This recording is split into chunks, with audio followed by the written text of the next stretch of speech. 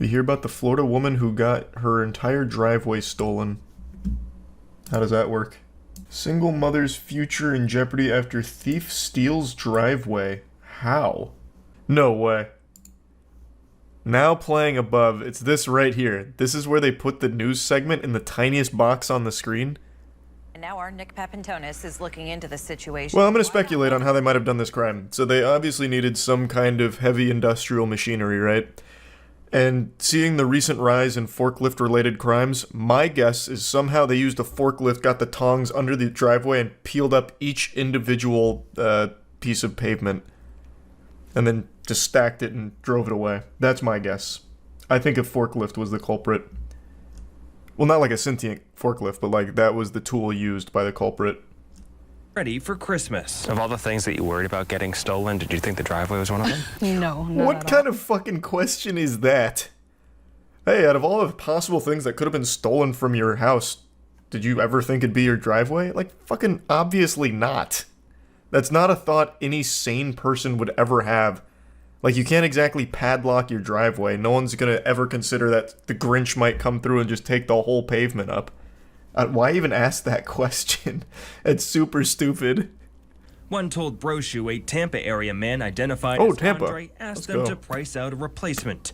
Again. 1 week later, this Oh, let's footage from go. Brochu's doorbell camera captured a bulldozer tearing out the concrete and hauling it away. Jesus Utter Christ. shock. I've never seen this before. Oh for 1 on guesses it was a bulldozer, not a forklift. And believes Brochu is the victim of a scam. But neither woman knows what Such a scam weird, is. yeah, it's a had weird multiple people scam. come forward saying that they've seen things like this happen, whether it be driveways, roofs, painting, even outside the exterior. So it happens more often than we actually see it. Deputies have launched a I just don't criminal believe that. Why would this happen often? What do they get out of it? I mean, I guess the cat's probably happy about it. They like dirt. But what is the scam? So you have their driveway now.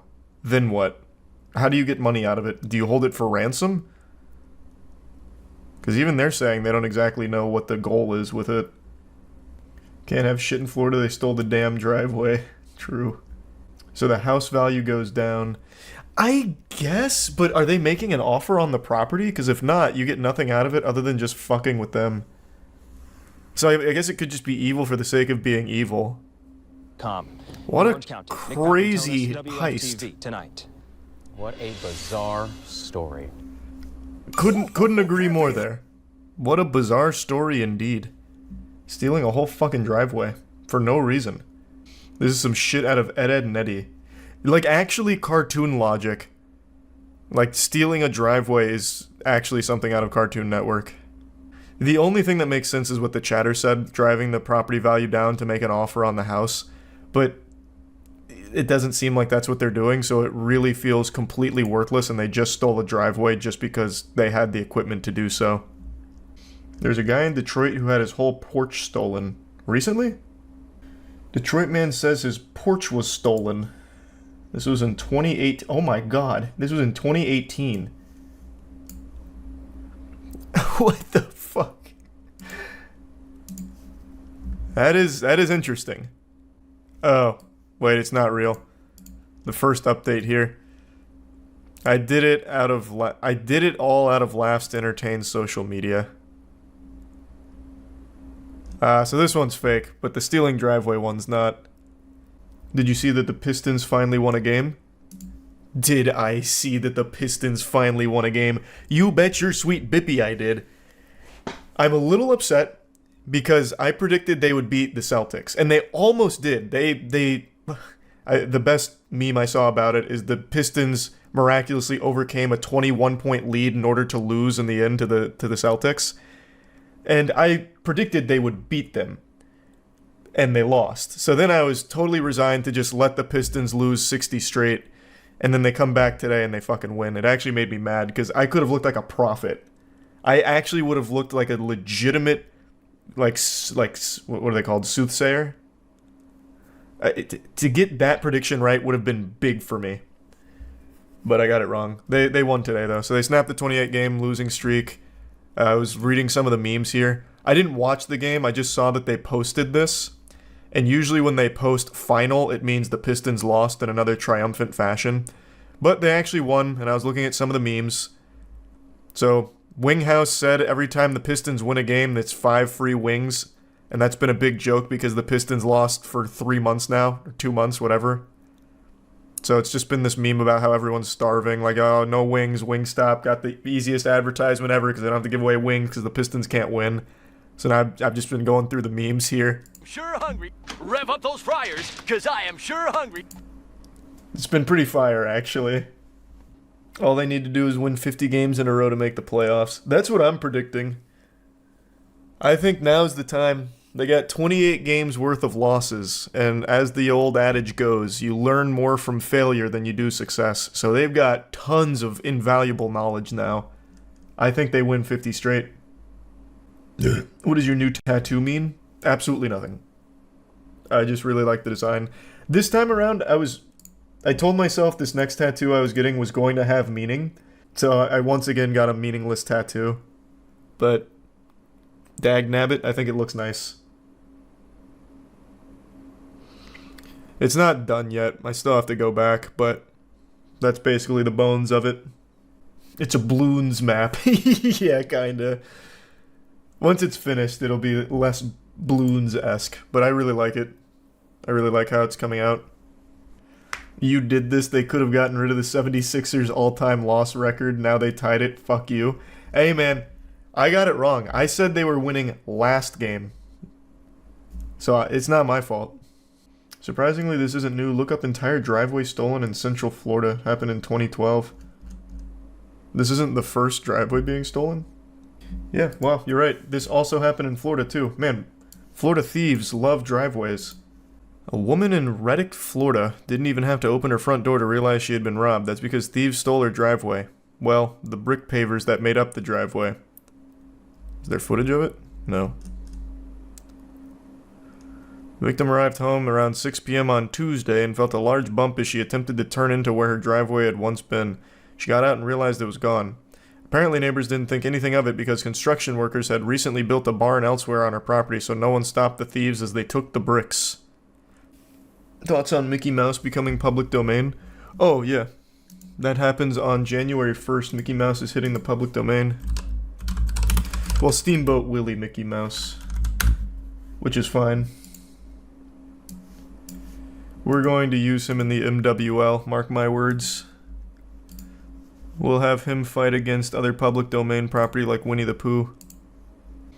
Right around the same time as Epstein's List. I wonder what Steamboat Willie was up to. Oh, interesting correlation. So I can promote my own movies with a whistling mouse. I guess. You can use Winnie the Pooh right now if you want. There's a lot of public domain property that you probably don't realize is public domain. Though I think most people know Winnie the Pooh is because of the god-awful horror movie. Did you hear about that devil comet that's going to explode in the next few days before it reaches Earth? We've got to stop naming like comets and asteroids like this. God of Chaos, now the devil comet. Devil comet bigger than Mount Everest racing towards Earth and is set to explode soon. These headlines, brother, please. This isn't Mass Effect. This isn't like the Reapers are coming, please. The Devil Comet, officially known as 12P, what a name, Near Automata shit, is currently making its way towards Earth and is anticipated to undergo a significant eruption soon. This comet, which is nearly 3 times the size of Mount Everest, is classified as a cryovolcano, which means it erupts due to the buildup and ignition of gas and ice, much like a frozen soda can. That is so badass. The comet is notably large with a diameter of 18.6 miles. That is wild. It's a very short period comet, completing an orbit around the sun approximately every 71 years. A pattern to the well-known Halley's Comet. Comets like this with an orbital period of less than 200 years are categorized as short period. Comet 12P Pons Brooks is not a recent discovery. Its existence has been acknowledged since 1812, when it was first observed by comet hunter Jean-Louis Pons, who noted it at a 4th magnitude brightness. However, initial observations were not detailed enough to accurately forecast its future appearances. I'm about to scare you with one little word: moderators. When I say Twitch mod or Reddit mod, Discord mod, you immediately get a picture of someone in your head, and it's not a very flattering image, I imagine. You're probably picturing someone that looks like Urgot out of League of Legends. You know, someone with pizza grease dripping down their poop-stained trousers in a dark room. Some sex-obsessed loser who's always just scheming and talking about getting laid. It's become a very negative title. It's mainly just become an insult. You know, you call someone a Twitch mod during an argument like, "Hey, Buster, stupid face, you look like a Twitch mod." It's like, "Oh, why I never? What did you say to me? Twitch mod? Put him up then, tough guy." You know, it's just, it's a title that's got a very bad reputation over the last few years, and right now there's a viral clip going around where it's claiming a Twitch mod said these really weird things during a stream moment. But I met a girl who's a streamer. I went up to her, I hugged her, and I came in my pants. Wow. Hug you. Man's looking like he's about to come in his pants again just talking about it, reminiscing on the glory days of that hug. So, the title that's going around with this video is that this is a Twitch mod for a famous female streamer. And that's not exactly the truth of this situation. That's a bogus, phony baloney story here, a load of horseradish just used to generate extra clicks and attention on the video. I actually immediately recognized the guy in the video here because I'm like a fucking librarian when it comes to internet degeneracy. I'm like Jarvis in Tony Stark's Iron Man suit, just this damn near omniscient AI, but all I can fixate on is dog shit internet weird stuff. So I recognized him, and he is like a real-world anime character full of mystery and mystique. There is actually an entire pseudo-documentary about him, which I'll talk about a little bit more, but let me show you the rest of the clip before doing a full dive. I think you need to get laid a little more often, bro. Exactly. Yeah, I was gonna say, was she hot though? Was she like super duper duper hot? Yeah. Like, I mean, it's forgivable if she was super duper duper hot. Yeah. Now, if she was only super duper hot, this would be unforgivable, but she was super duper duper hot, and I mean, I think we can all understand a little premature ejaculation from hug contact there, obviously. I mean, that's the threshold, that's the rules. So that's the clip that's really popped off, because it's a goofily, awful, embarrassing moment captured, and he is very proud about the ejaculatory experience here from a simple hug. Like, actual busted nut from a hug. I mean, that's something that you couldn't torture that information out of me. Like, you couldn't waterboard me enough to have me admit to ejaculating from a fucking hug. And yet, here's this man at a bar just telling it like it's an old war story or something. And he's got, like, an audience around him that's like, "Oh, interesting there, brother. What the fuck?" Yeah, it's a very weird clip. And people keep pointing and laughing at him, obviously, but they also keep calling him a Twitch mod. And that's just not accurate. Now, full transparency here, there is a possibility that he was at some point someone's Twitch mod, but it's not who they were claiming, and he's not known for being a mod of any popular streamers or any female streamers for that matter, but there is a chance that he does or has modded for someone or some people in the past. That information I don't fully have knowledge on, but I do know a lot more about this guy than most people seem to, which is surprising because he's actually very well known in the Twitch community. There is a whole documentary about him. He was a 27-year-old virgin at the time of filming this video here, and it's a very open and honest look into his whole life. He became known for his extremely aggressively sexual comments in people's stream chats, female streamers' stream chats, as well as his tweets, where they're all just sexually charged. A lot of them are about pegging and just how often he's nutting, making his cum face, his orgasm face. Like, it's all very sexually charged stuff. So he got a reputation for being, like, creepy for that. And what's very interesting is that he actually opens this interview with the channel Built Differently with the exact same speech, the exact same proud monologue that he just gave in this viral clip that came out 2 days ago. Well, there was one time when I met ST Peach. She gave me a hug. I met her the first time, and I ended up jizzing my pants. I ended up leaving the convention, going back to my hotel room, changing my underwear and my pants, and then going back to the convention. It's got sad music playing, like Mr. Krabs on the world's smallest violin, but he seems very proud of this. He's now told this story twice. This feels like it must have been the most exciting moment of his entire being. Like the entire 27 years he's spent on this planet all led up to that moment of filled trousers from the hug. So, like, he's just very upfront with everything about himself, and he is a virgin, or was a virgin when this was filmed, which I imagine most of you are saying, like, yeah, that sounds about right, that's par for the course being a moderator. But his story, like, his X-Men origin story is probably a little different than what you're expecting.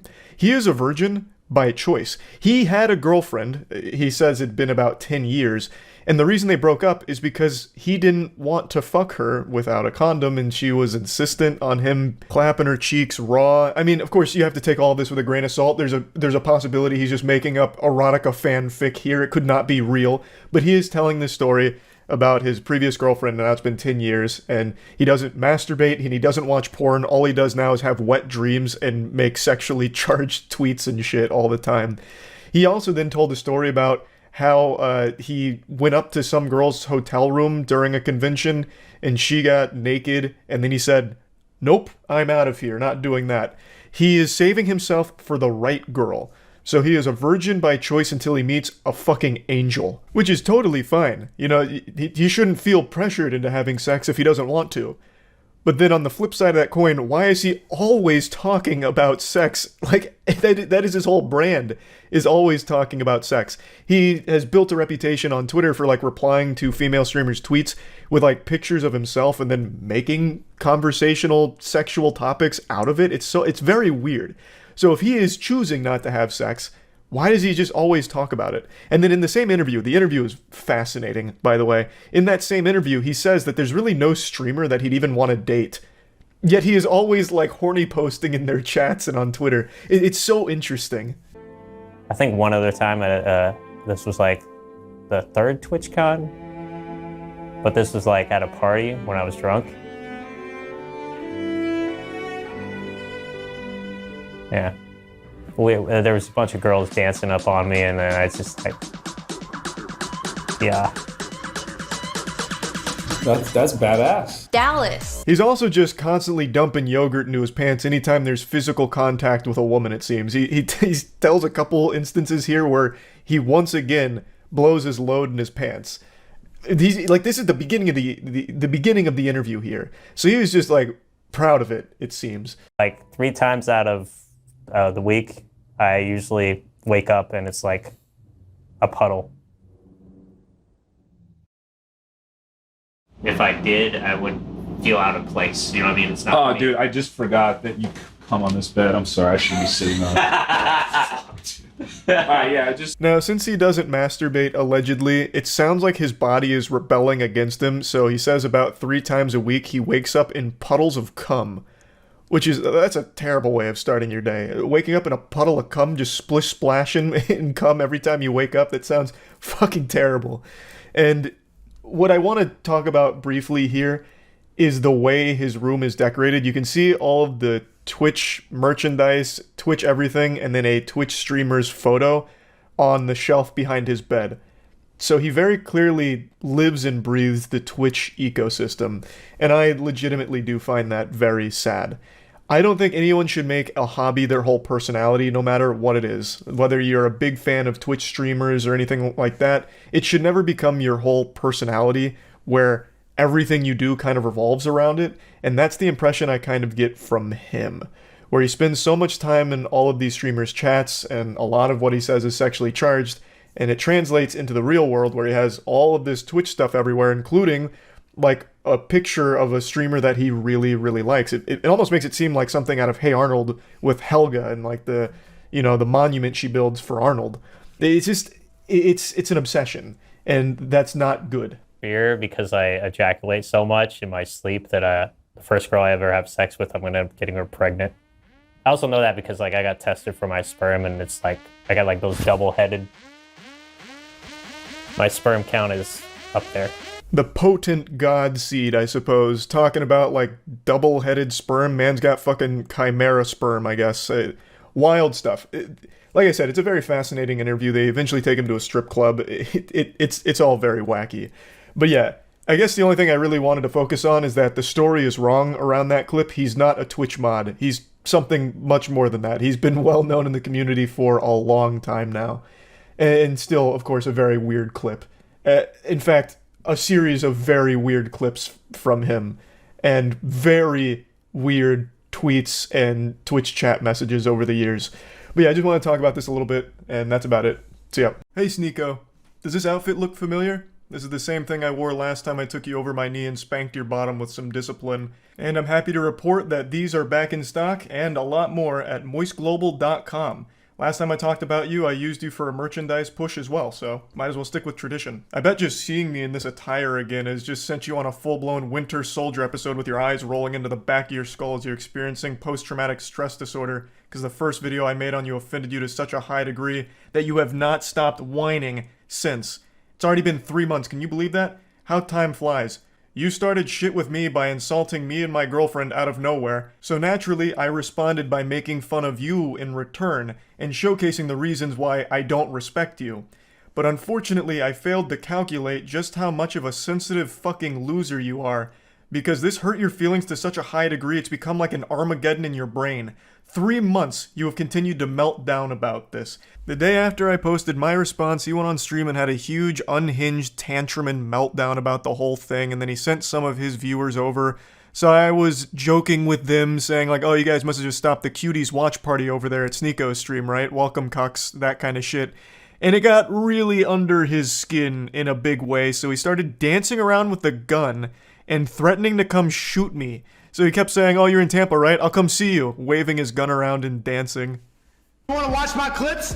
Watch my clips. Watch my clips. You want me to watch your clips? Watch my clips. These are the only clips I'm watching, you were? Now, the reason he keeps saying watch my clips while threatening me here is because during the stream, I couldn't watch him live because he just kept shouting slurs. So I said, watch my clips to see what I was saying about you. I had to communicate via Twitch clips. And I'm sorry to be that guy, this is like the grammar police of guns, but he's a fucking imbecile, you absolute buffoon. What you have there is not clips. These are mags. They're mags, not clips, you absolute fucking dummy. The same way that this is also a mag. They're all mags. Stop saying clips, you look fucking stupid here. Anyway, sorry for the gun anatomy lesson. He was very upset, so he was threatening to come shoot me, beat me up, all of that, because I hurt his feelings, and it's been festering for quite some time now.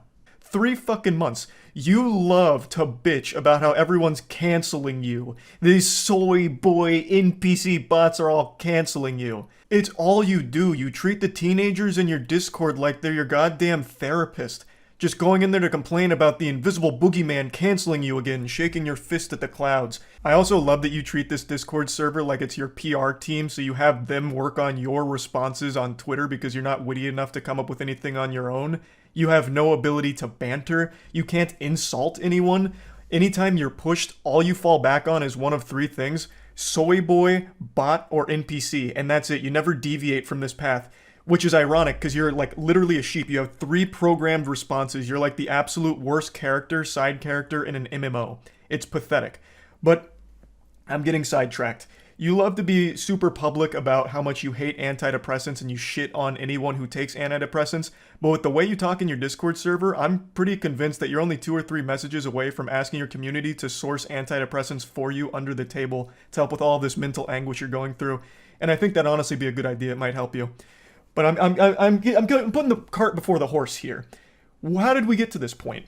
Well, I made that video about Sneako, and I fully planned on that being the only time I ever talked about this asshole. I really did. All I wanted to do was highlight why I personally don't respect him. I know a lot of people criticize me for not tackling his points, and to that I say, bah humbug, this fucking goober didn't make any points. All he did was insult me and my girlfriend.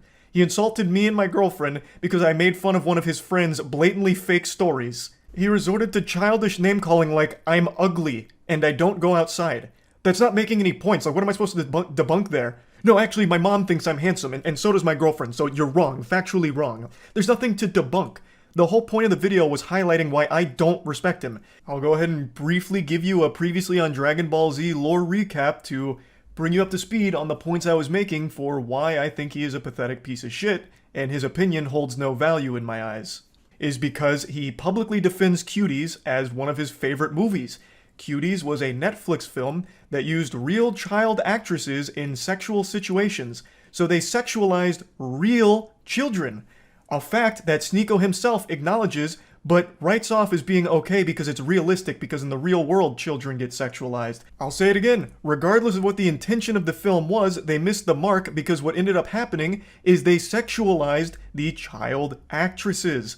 That is a problem. Full stop. Even if the message was supposed to be the opposite, they still ended up contributing to the very problem they were speaking out against. I saw Cuties last night and it was pretty good. It's a pretty good movie. I went in ready to hate like everybody else. I saw the cover and I got clickbaited. So did you. You got clickbaited. The thing about Cuties is it's not an unrealistic film. Like, yes, it shows children in a sexual way, but this is not unusual now. And the people who are really mad about this aren't Gen Z. Imagine claiming children in sexual positions is clickbait. Yikes. That's rough. You admit that the children were sexualized. That is bad. Okay? That means the movie failed in its mission. I don't know what you don't get about that. But regardless, I'm not here to just keep hammering home the same points. Another thing that I talked about for a reason I don't respect him is because he battles with his own sexuality. He is very public about how he used to go to these swinger parties, I think he says 4 in total over the course of like 2 weeks, where he watched his girlfriend get fucked by other men. Even telling the story of how he was literally in the bed watching his girl get fucked by a different man, moaning intensely, and it was traumatizing. Yet he recommends that everyone should try it at some point for some reason. Because this was, imagine seeing the girl you love, like, get fucked. Get fucked. You love her? Yeah, I do. I love it. Yeah, I love her. I was about to say I love this bitch. I'm like, nah, let me not say that. I love my wifey, my queen. And you allowed the love of your life to get fucked by another man. What happened to the other women? I'm crazy. The first time, as soon as I saw it, like 3 pumps in, I just got up and walked out. I'm just like, I can't do that. Like, feeling traumatic thoughts, like seeing her with another person. It's a lot. It's a lot. But I think it's something everybody should do just to test. You know what? So my point with this was, why is this the guy that's lecturing everyone on their relationships, shitting on people's relationships, when he himself is in one that makes him very upset and he can't come to terms with it? Now, if he's open about being a cuck and happy and proud to be a cuck, that's fine. But he's not. It makes him mad every single time. So why the fuck is this insecure guy the one that's the moral authority on healthy relationships all of a sudden? That was the point of me bringing up that clip. Now, that was basically the whole video. I summed it up real quick. All I pointed out is I don't respect his opinion because he defends a movie I consider to be child porn. I think any film or any production that has real children being sexualized should be classified as child porn. That's how I view it. Maybe your definition's different, but that's how I personally view that kind of content. So him defending that was beyond reprehensible to me. And him being very public with his cuckoldry and how scarring it has been, it should be a lesson and an example that he himself is not great when it comes to relationships and all these things. And I posted that and it made him extremely upset and he hasn't stopped fucking crying about it for 3 months. So, fast forward to 2 days ago. I was streaming a Moist Esports tournament and I went up to go to the bathroom. I had to take a shit. It was a double flusher. So I was on the toilet for quite some time and I saw a Sneako post that he's posted quite a few times now and I thought, you know what? Fuck it. I'm not doing anything else right now on the porcelain throne. I'll play in the pig pen. So I did. For 3 months now, Sneako's had this adorable little collage that he made that looks like it's straight out of a 16-year-old girl's diary with pictures of boys from her class that she doesn't like. All about people that have hurt his feelings. This is his wall of shame for people that have insulted him online.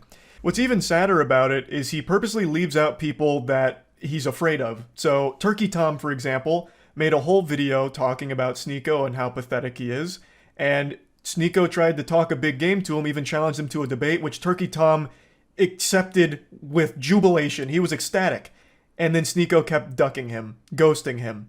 So he leaves Turkey Tom off of this list because he's afraid to actually talk to him. And he also leaves off quite a few other people, but the most notable other one that is comical for the absence is Brandon Buckingham. Brandon Buckingham is an internet content creator that Sneako lied about for a long time, and they had a lot of beef, and Brandon Buckingham actually challenged him to a fight.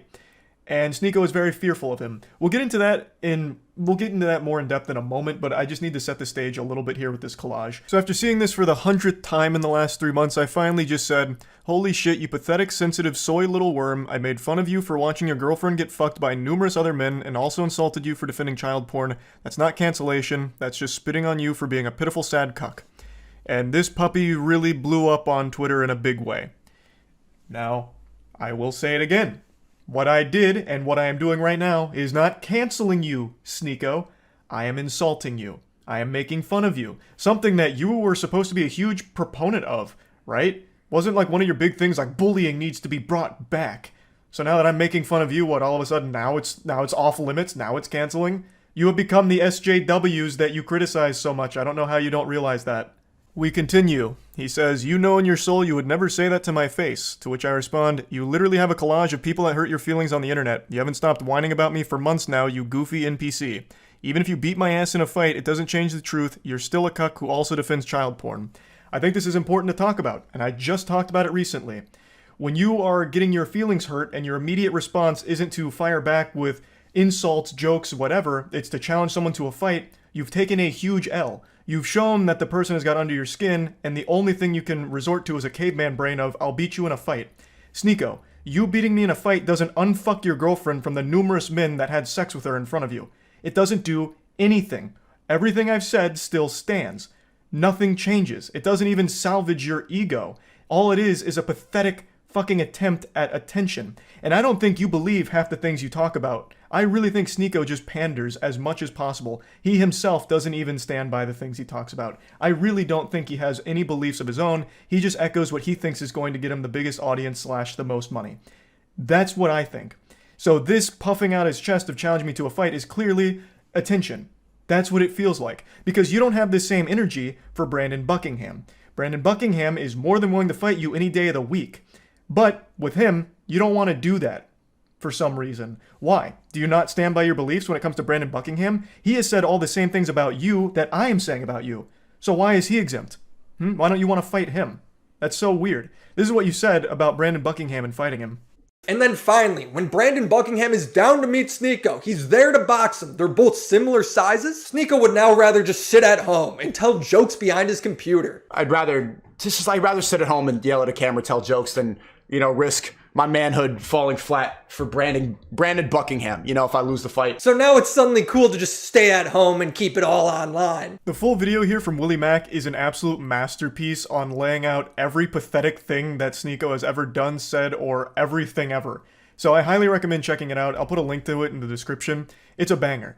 So, as you can see, the people he's confident in fighting are ones that he feels confident he'd win against. I'm 5'6", I think he's 6'1", so the height advantage he feels very confident with. And he has every reason to. He would probably beat me in a fight.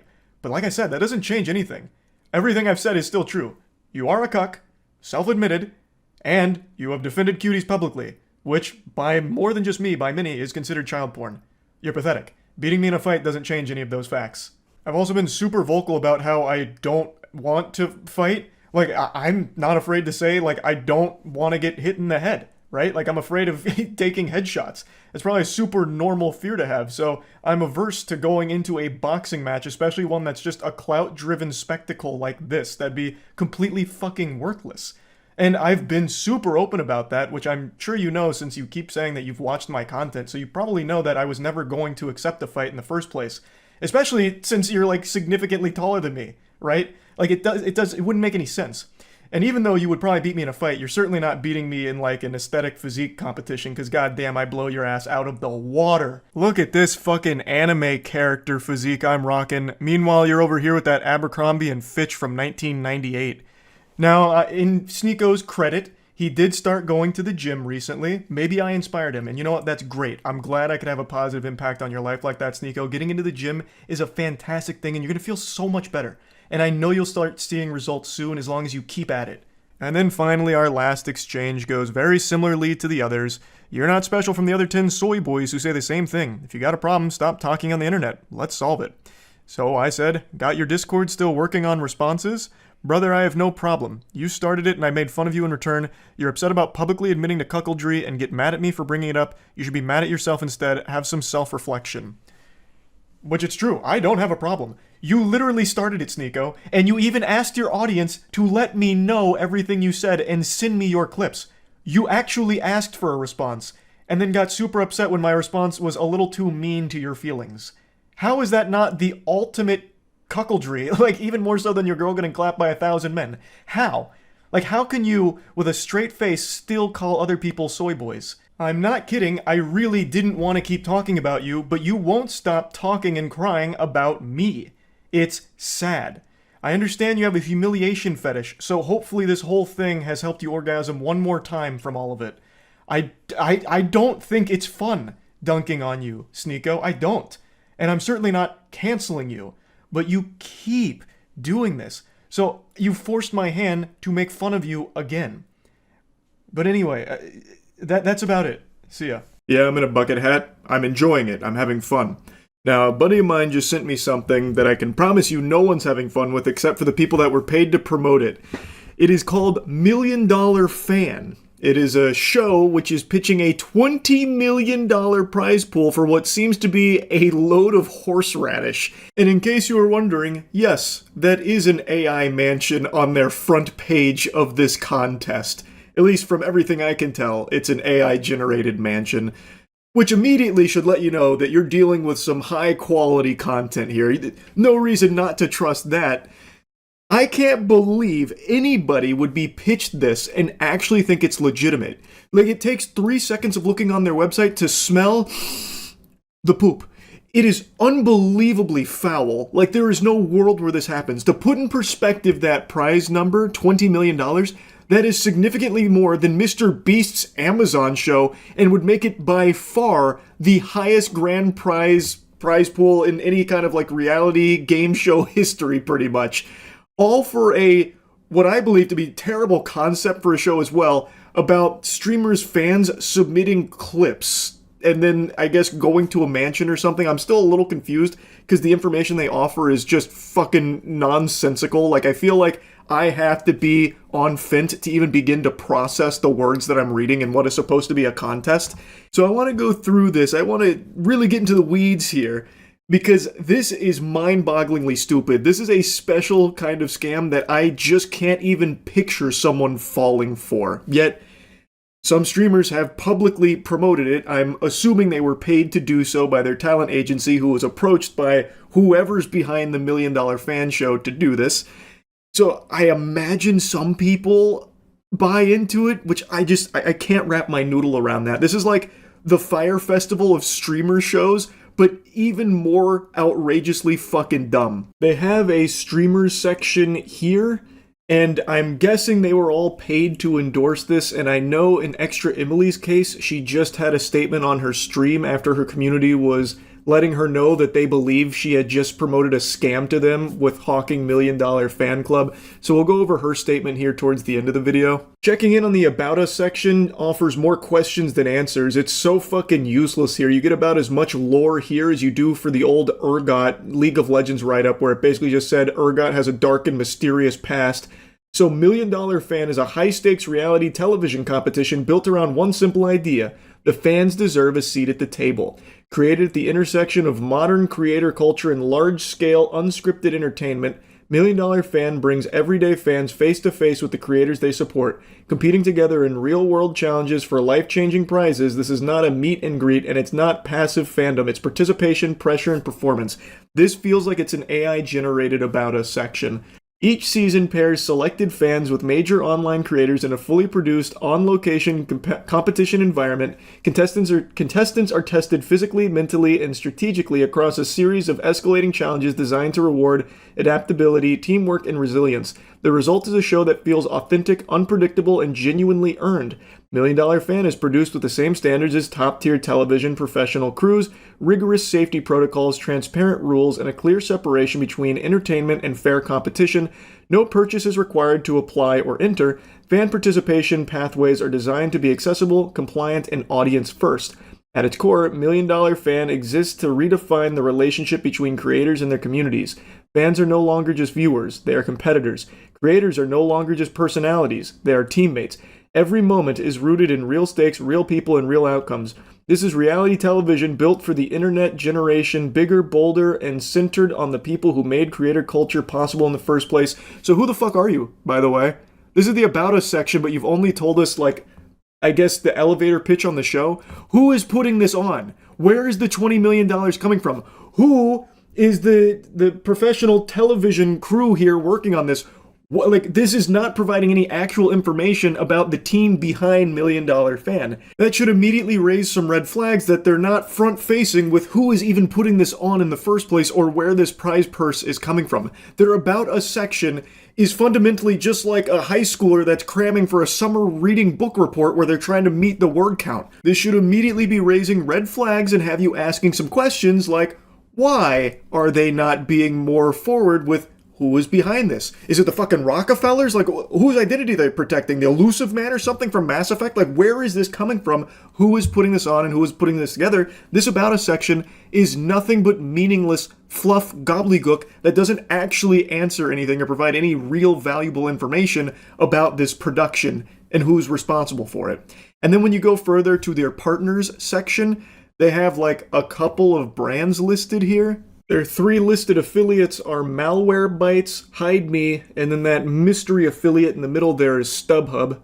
Have to click on it to find that information out. I was a little nervous that I was about to have my fucking identity stolen or something, clicking on a random image from a sketchy website that links me to something outside of it. And their Proud Partners section actually had me laugh out loud, audibly giggling, not just blowing air out of my nose. I literally laughed a hearty ho ho ho like Santa Claus when I saw Livestream Fail is listed as a proud partner of Million Dollar Fan.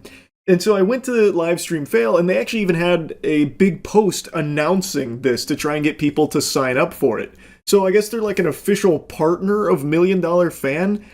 And I was reading the comments from like one of the mods there that was talking about it, and it seems like he's completely fucking clueless on what's even going on in regards to this whole thing. So I don't exactly understand their role in this, or like who's pulling the strings there, the puppet master at LSF that's partnering with Million Dollar Fan, but the mods don't even seem to be on the same page there and don't have any real answers. Then going to IRL buffs is like going to a barren wasteland. This whole website is completely empty. It's like Squidward going to that room to be all alone. This feels like it's a prototype that was thrown together in like a handful of minutes just for the sole sake of existing on the Million Dollar Show site. I'm pretty sure that's an AI-generated image there as well for their products like Anti-Tilt and Aimbot. Like, this whole thing is extremely sketchy to me. There's, like, no actual information on this website at all. It is just trash. And then their 3rd listed partner, the VGS Robot Wars or whatever, that doesn't go anywhere. You can click the image, but nothing happens. So when it says coming soon, it literally means coming soon. One of their partners, they're still imagineering right now. They have the concept of a partner, but it doesn't actually exist. This whole thing, I truly don't know how anyone could be pitched this and just say like, oh yeah, I'll put my name on that. Now I ended up making an account, Gilman Tookus. I used 10-minute mail, I set up my account, and it seems like there's a lot of monetization here. So you can buy some emote packs, up to $5.50 worth of creator emote packs, which give you 10 entries into the competition. But they do explicitly make clear numerous times, no purchase is necessary to enter, but kind of nudging you a little bit to maybe make a couple purchases.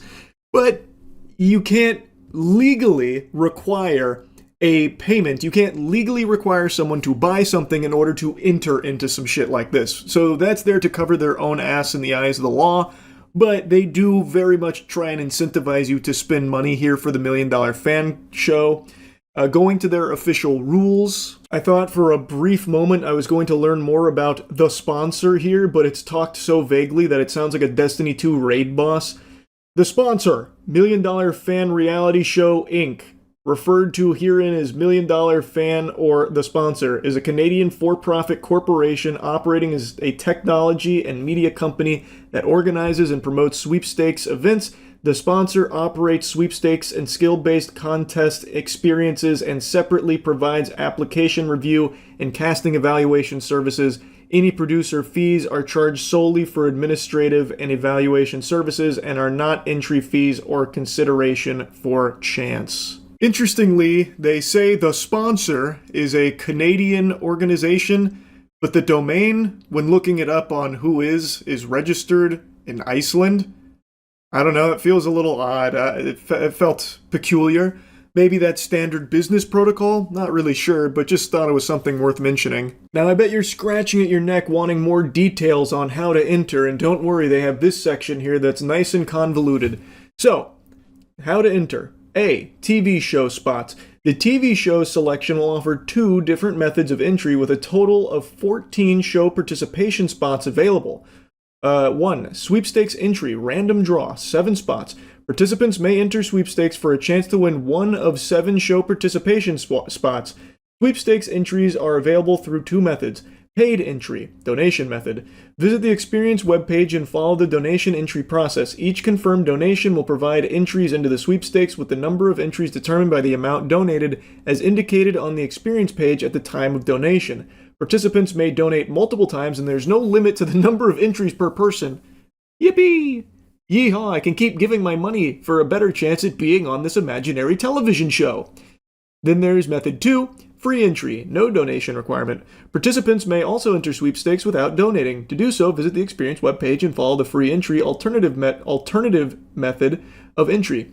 Each valid submission will count as 1 free entry into sweepstakes. Free entries are unlimited. Participants will submit free entry by mail, which I'm sure people can't wait to go by mail for their free entry. Then there's also 2, the contest entry. This is judge section, so this is outside of the sweepstakes. In addition to the sweepstakes, 7 show participation spots will be awarded through a skit-based contest. Contest entrants must submit an application and/or participate in the contest process as described in the Experience rules. Winners will be selected by a judging panel based on specific criteria, originality, creativity, skill, or other merit-based factors as outlined in the Experience rules. Contest entries will be judged by a qualified panel chosen by sponsor using the following weighted criteria: creativity 40%, originality 30%, skill or ability demonstrated 20%, overall impression 10%. The 7 highest scoring entrants will be selected as contest winners. In the event of a tie, sponsor reserves the right to conduct a secondary evaluation. Judges' decisions are final and binding. Now, let's assume that you do enter into this. You waive your right to basically everything, which this is standard. I saw some people calling this out as being like really alarming, but I don't think people ever really read terms and conditions. These kind of protection clauses are always baked into contracts these days. Not that I agree with the practice, but this isn't anything super new. This is probably boilerplate shit if I had to guess. So if you read through the entry conditions and release, if you bother to go through and read that, you'll find a lot of legalese that's there to kind of just protect themselves in the event that someone tries to pursue legal action against them.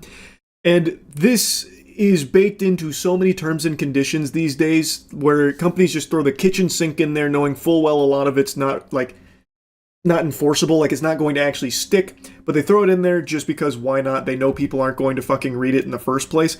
And in a lot of cases, it gets overturned. Like, you can't just knowingly scam someone and say, look at the terms and conditions in section 117, you agreed that we could scam you, and if we did, you wouldn't be mad. There'd be no tears and there'd be no legal actions. You agreed, you signed right here by signing up. That doesn't work. So in this case, they're putting these protections in here that read about like how you can't pursue them for any like punitive damages and stuff like that as a way of just trying to protect themselves if in the event that this does end up being a scam, which I do believe that this event will never actually unfold in the way in which it is presented on this website. This whole thing, I think, is just complete fucking hogwash. But this section in particular here wasn't like super surprising to me like it was for a lot of other people. I kind of expected that that would be somewhere in their website as part of the terms of signing up, especially when you consider that the paid entries are non-refundable based on the available information I can find. It seems like those are non-refundable. So this being in there is trying to stop someone, like discourage them from coming after them in the event that this doesn't actually happen. Which, again, if you do get scammed by this, I don't think these terms protect them. I'm not a fucking lawyer, but I don't think it actually would really even do much in that case. Anyway, though, let's move on to the next component of this, which was Extra Emily's response when people were calling it out. I know it's sus. I know it looks sus, okay?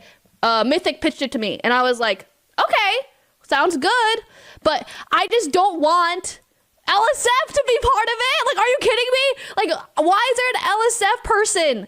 Like they're like using, and they're saying like, oh, Emily is backing it up, and I'm like, I just posted it because I had to. Like, I had to be like, okay, I need to tell people about it. Pardon? What do you mean you only posted about it because you had to? You didn't have to. You could have said no to this when they approached you. She makes it sound like it was an obligation she couldn't avoid. You didn't have to accept the deal. And she even talks about how she didn't really look into it or anything, just said sounds good off rip. Why? Why wouldn't you even bother to take a single peep at it? Especially when they're approaching you about a $20 million contest that uses your fans and you as the face of it. That is inconceivable to me. And then she's really surprised that the LSF team or I guess it's just one person maybe on the LSF mod squad that posted that statement. She's surprised that they're saying she's backing it up. She's like, why would they even think I'm backing it up? Because you are. You are. You promoted it. That is you backing it up. You are on their website. What do you I don't understand why that's not registering. But then the LSF guy's like, oh yeah, Extra Emily totally backs it. I'm like, I'm just doing what I'm supposed to do. Okay. So I don't know what's happening, but for now, just put this put on the side. Okay. So I will get more information on it and then let you guys know. So yeah, but I promise I'm not trying to scam you guys. I apologize. I didn't do more research beforehand. But I'm gonna have them do more research. And then she'll keep them updated on all of that. Again, they are saying you're backing it up because you did promote it. You were on their website as one of the streamers that you can go in and be part of the fan sweepstakes for. The images that I put there of the emote packages on my Gilman Tookus account, I did that through Extra Emily's portal on $1 Million Fan. So they are saying she's backing it up because she agreed to this promotion. Now, do I believe Extra Emily was intentionally trying to scam her fans for a paycheck here? No. But as she said, she didn't do any research on it, and she's using the word research like this would have been some kind of Herculean undertaking in order to get down into the bare bones of it, the truth of the matter, when it actually would have just taken maybe 4 seconds of just typing in milliondollarfan.show and looking at the website. You are literally greeted with an AI-generated mansion. It doesn't take much effort to have been pitched this and been like, all right, let me just check it out real quick before I say yes, and be like, oh, yep, this is fucking nonsense. This is barnacles. Again, I don't think she's a bad person who did this maliciously or anything, but this was so easily avoidable.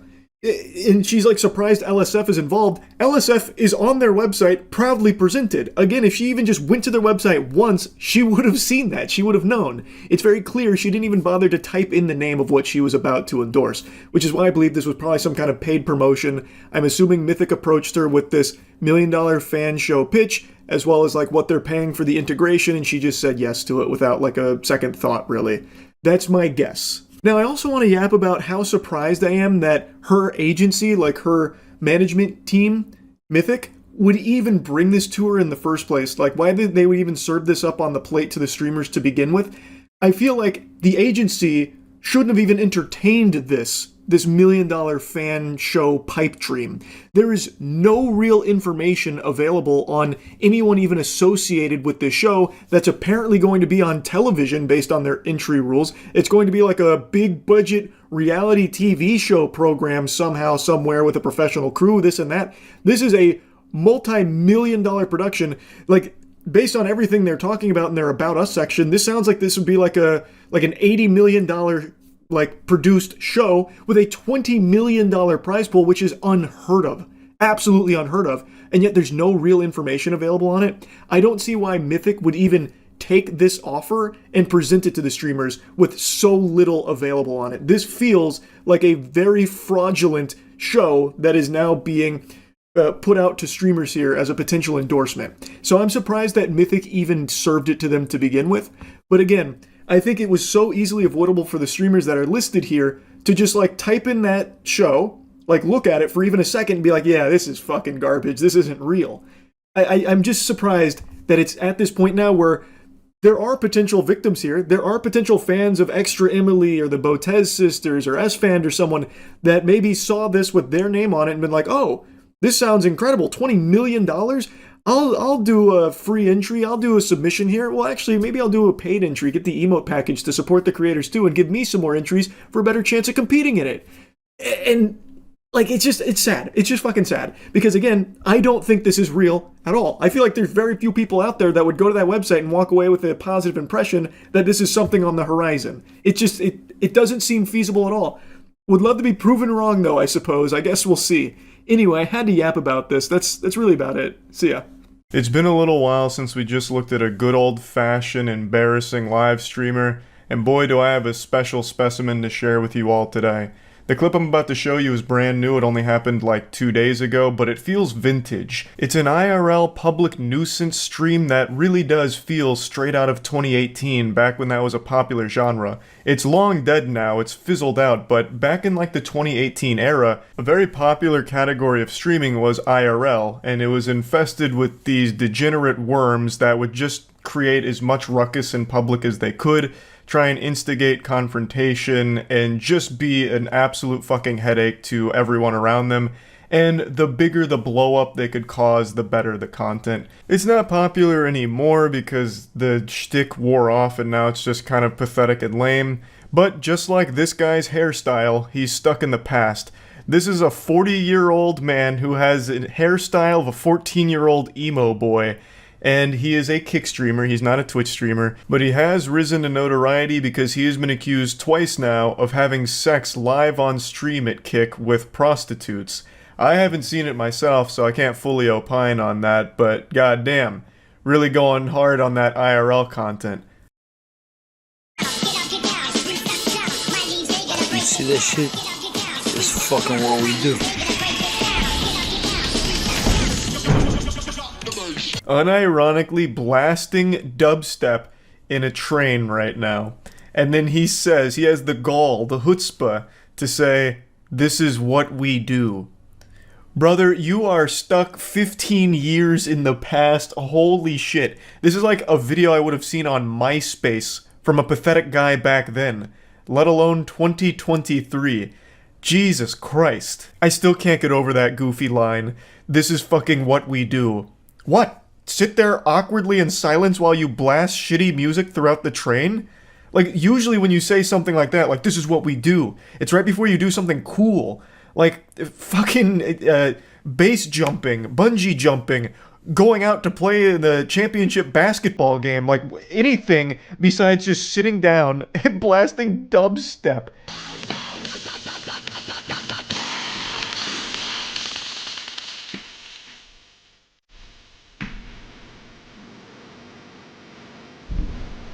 This guy kind of cements my belief that sometimes people are just born to be a lifelong loser, and there's really nothing you can do to help them or change that trajectory. They are just destined to be a fucking loser.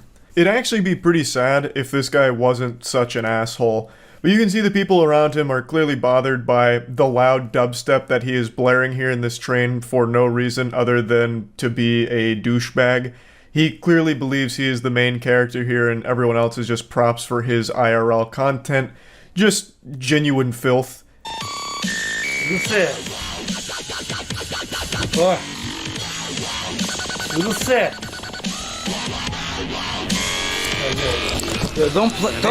Don't touch my shit. Don't touch me.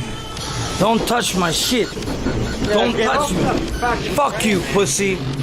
Fuck you, pussy.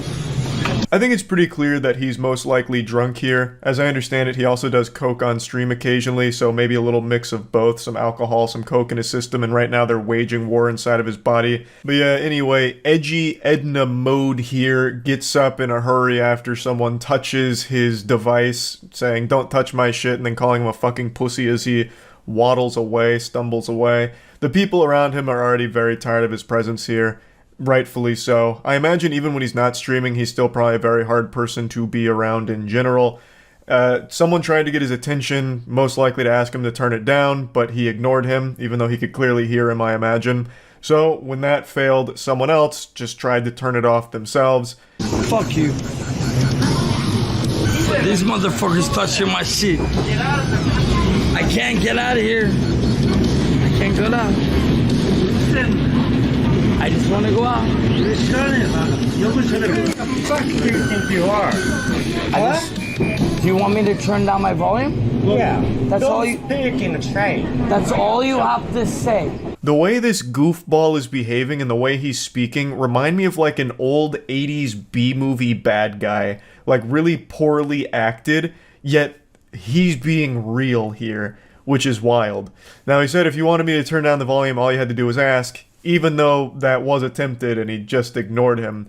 I've seen a couple people make the argument that the guy shouldn't have reached for his phone to turn it off. He should have like tapped this guy on the shoulder first. And I guess that's fair to say. But it's not like I have any sympathy for the guy just touching the other dude's phone. He ignored the other guy. He's clearly doing this just to be a nuisance douchebag. Fucking touch his phone, turn it off. Like, fine. I'm not gonna get mad about that. And this guy doesn't have a right to get mad about it either, since this is the whole point of his content. He wanted to make a scene out of this because that's what it's all about for him. So he's getting exactly what he wanted. He doesn't really have a leg to stand on here with getting mad and aggressive. It's exactly what he was looking for. Instead of being wait, I want to take English to you because you understand English, right? Nah. You know? Chotomate, ne. Speak English to me. Don't fucking Japanese to us, man. Uh-oh, big guy's going insano style now. He's whipping out the Speak English card while he's in Japan. So he is now saying that they need to speak English to him, despite him being there in Japan. Okay, bro. Daijoubu. You see that? You see what happened right here? Fucking motherfuckers. Chill. In English we say chill. No, yes. In Japanese, we say disappear. Excellent de-escalation tactics here from this guy. Truly a master of his craft. A real silver-tongued devil, I'll tell you what. So, a whole conflict that this guy started for the sake of his shitty stream has escalated to a point that now makes him uncomfortable. He seems very scared now that he's about to enter into a physical confrontation. So now he's just saying chill as he's retreating off the train instantly. Like, immediately, ASAP, getting the fuck out of there. Why are you racist? You're racist. I am fucking racist. You are racist, right? Yeah. You're racist. No. You're racist, right? He said he was racist. He said it. You see, he said he was racist, man. That is no racist. Oh shit, stand back. This guy's using his alt. He's alting. He brought out the racist card somehow in this situation on the other guy, hitting him with that fucking crazy reverse. Good lord, out of nowhere, from the top turnbuckle, he tries to cry racism. Fucking wild maneuver here. Interesting tactics. I don't even know really where to begin on breaking that one down. I don't even think it's necessary. I think that one speaks for itself, honestly. Let the chess speak for itself in this case here, because goddamn, what an embarrassing sign-off to this whole situation. It goes on a little bit further where he, like, shakes this guy's hand, who's being, like, a little less aggressive than the other guy. He's like, oh, thanks for being nice, that guy's not nice. Even though he had every right to not be nice to this guy.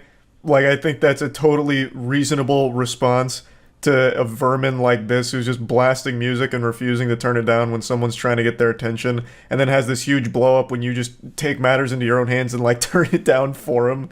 Like, I mean, fuck you. The whole point was the confrontation, right? So why are you gonna act all offended and upset all because a guy actually, you know, played along with what you've started? Anyway, that's really the whole situation. This is just one of those classic embarrassing IRL streamer moments that I thought was worth joking around about, and At least, you know, talking about a little bit. It really does feel straight out of 2018, but believe it or not, this is a brand new clip from this week. So, that's interesting. That's really about it. So yeah. Twitch is a magical platform. Tons of crazy shit have happened on Twitch, like Dr. Disrespect's mysterious ban from the platform. The circumstances are still unknown and is an unexplained mystery, and Alex Jones level conspiracies exist on it to this day. There was a guy that fingered his butthole for a $20 tip. Recently, there was a girl that spread her pussy and asshole on stream. You just got to see the entire birth canal, and she like shoved her asshole right into the camera as if she was trying to let Twitch do a colonoscopy on her, like Twitch plays colorectal surgeon. Just a ton of wild, incredible things on Twitch. But one thing that is brand new and happening right now is a hostage situation. This dazzling young man is named Ludwig, and he's a dear friend of mine whom I miss greatly, and I think I speak for his family and his friends when I say, it's not the same without you, Lud. All of those pictures you saw of that wonderful Boy Scout Ludwig were taken before his unfortunate kidnapping. Now, I'm going to break down the situation. Nearly a week ago now, Ludwig did what was called a subathon. Not reinventing the condom or anything too crazy, it's something that many Twitch streamers have done. But Ludwig, in his hubris, pushed it further than anyone had ever dared to dream. Ludwig did an uncapped subathon, meaning no matter what happens, he will continue to stream as long as subs are pouring in. So Ludwig set it up where every sub equals an extra 10 seconds added to the entire stream time. Uninterrupted, uncircumcised, never-ending stream. The Twitch chat smelt blood in the water. Like sharks, they were hungry, but instead of biting and taking things, they were giving things, giving money to Ludwig in order to keep the stream going, perpetually fueling it like the train from Snowpiercer. What happened is, subs continue to pour in, seemingly unstoppable, sub after sub, minute after minute added to the stream time, and now he has been streaming non-stop for over 6 days, with another 65 hours still remaining on the clock and climbing. It is not going down. It is only reaching new heights. He's gone up nearly 300,000 followers on Twitch, over 50,000 subs in 6 days. Ludwig suffers from a condition known as success, and he is suffering greatly. Ludwig has to sleep on stream, shit on stream, shower on stream, all of this documented in front of 40 to 70,000 people, 24 hours, 7 days a week. Twitch chat is holding Ludwig hostage. It's fucking crazy. And on top of all this, every time Ludwig sleeps, which again has to be on stream, broadcast the entirety of his sleeping session, so no wet dreams will be able to fly under the radar should that occur. Every time he sleeps, it has to be in the bed from Uncut Gems, which is a race car. Not the most comfortable bed, and a little embarrassing, I might add. And Ludwig, every time he goes to sleep, is visited by the Tooth Fairy. If the Tooth Fairy was carrying a lot more than $1 to put under his pillow. I'm talking the Tooth Fairy carrying 10,000 subs. Every time Ludwig sleeps, his total time goes up by anywhere from 10 to 20 hours. Because every time he sleeps, the chat rallies to boost those numbers up even higher to try and make it so his stream genuinely never ends. I talked to Ludwig after our game show Hive Mind's conclusion last Wednesday, and he told me that he only expected this to go for 24 hours tops. He didn't think it would be a huge thing, and he certainly didn't think it would be him being held hostage. He is literally being held captive by the world's nicest jail guards, wardens. He is actually being smothered to death in money, unable to stop succeeding. I'm constantly asked, Charlie, do you feel bad for Ludwig? Fuck no. Are you kidding me? I mean, he's made like 350k. His channel has grown 3 times in average viewers. Like, he is on his way to being the biggest streamer on Twitch, and he absolutely deserves it. Ludwig is a great guy and a great streamer. Now, I would like to show you one clip, and I'll let you make your own conclusions on what you think of it. No doubt. How? Okay, when you say best sport, does it mean the most hype to watch? Oh no. Or what's up? What's the question all about? I do Hey, the one what's that up, I Lud? care about most. Good morning. Good morning. Well, at least this means that he's gotten a pretty decent amount of sleep, so that's good. That makes one of us. Yeah. I don't even recognize the man in the video there. That's not Ludwig. That's a man in a Ludwig skin suit. You can see all the hope and happiness have left his eyes and been replaced by money. like Mr. Krabs. Every time he awakes, the timer is longer. You can see the fear setting in on him as it's washing over his entire body. And all the neurons firing, all alerting him to danger. Holy shit, the stream really may never end. What we see in this video is a very sad hostage situation if the hostage was being bathed in money. But it's still sad all the same. One of the wildest parts about this, for me personally, is I was actually talking to my stream about doing a subathon about a week or maybe 2 weeks before Ludwig did his, because another friend of mine had done one. Now, Ludwig's streams are like 5 or 6 times the size of my stream, so if I was to do a subathon, it would have never got to this level. But after watching Ludwig beta test it and guinea pig it for me, it's given me a lot to think about. Not that I was like super gung-ho on a subathon idea anyway, but it was just something I thought looked kind of cool. But what it really made me think about is how miserable or how weird would it be to have every second of your daily routine in your daily life broadcast to people constantly, like the Truman Show, but being aware of it. You know, every time he sleeps, he wakes up with the timer being longer for the time that he has to broadcast every second of his life. He can't have a meaningful interaction with somebody because it'd be on stream. He can't do a lot of personal shit because it's on stream. This is a man who hasn't jerked off in 6 days. This is a man who hasn't engaged in coitus in 6 days. How far will a man go? It is just interesting food for thought, I suppose. But yeah, anyway, I just wanted to talk about this because I thought it was pretty fucking wild. And yeah, that's about it. See ya. Hope you've got some lube to spread around the rim of your asshole, because Lance is about to butt-fuck us with creativity here with a wild video. He puts a candy store in his house. Tag someone who you think would want this. There's billions of people I would tag right now. #relatable. What the fuck? Lance is just, he's unreal. He's gonna put candy in his house. Who does that? Who's crazy enough to fucking do that? I can't believe it. This is probably clickbait. There's no way he puts candy in his house. I just can't believe that. I'm gonna have to see it to believe it. And wouldn't it be sick if we could just get all this candy inside of our house so we don't have to come here every day? Yeah, Lance, that'd be the sickest shit in the universe. That'd be more dope and lit than the Ghoul Trooper skin in Fortnite, bro. It'd be almost as cool as if school was canceled for summer forever and we never had homework again. Damn, but it's a shame there's not enough money in the world to pull that kind of stunt off. There's no one crazy enough to try to put all that candy in their home. Yeah, but who would do that? I mean, I'll do it. Really? Yeah, I'll do it right now. Let's do it. What? Let's do it right now. What? Lock this maniac up right now. Throw him in the fucking slammer. That's wild. There's no way he's gonna pull it off. Okay, a gas station aisle worth of candy in your own home? It's impossible.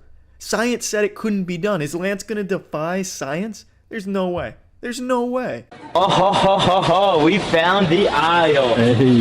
Yeah, well, I'd fucking hope you could find the aisle since it's labeled as such. It's a goddamn store. Of course it's gonna show you where the candy aisle is. It's gonna have it on the sign. But Lance is over here smiling like he just found the pot of gold at the end of the rainbow, or he just won the Heisman Trophy.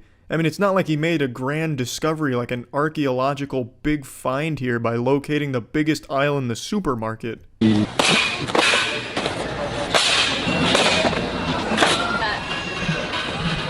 Damn, did you see that goofy dance he did right there? That's Instagram comedy in a nutshell.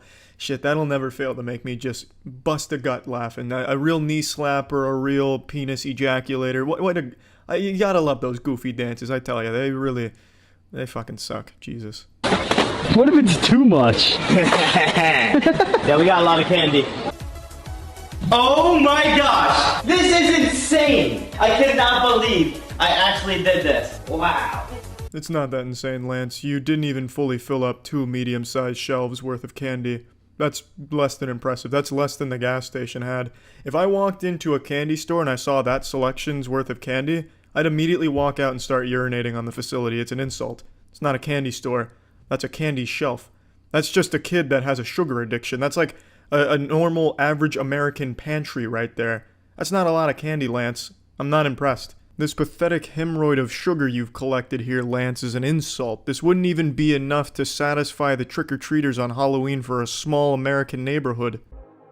Now, we need to get everyone's reaction. Look what we did.